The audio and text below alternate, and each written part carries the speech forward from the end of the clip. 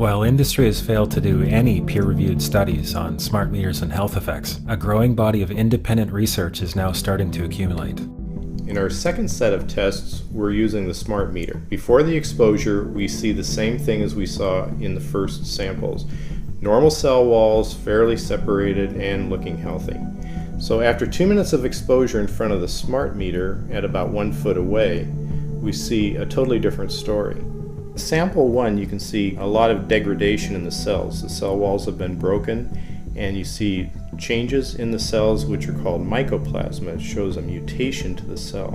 In the second sample, we see a different type of degradation to the cell membranes. You can see a corrugation here. This is called bottle cap formation, and it's known that this occurs due to oxidation or exposure to free radicals.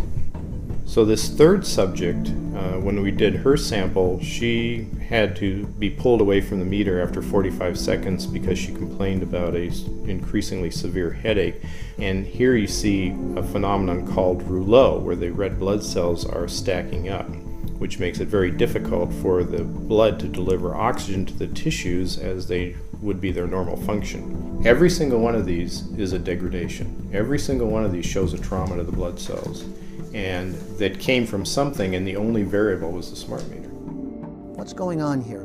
This is a wireless device which is unproven scientifically, which all the evidence so far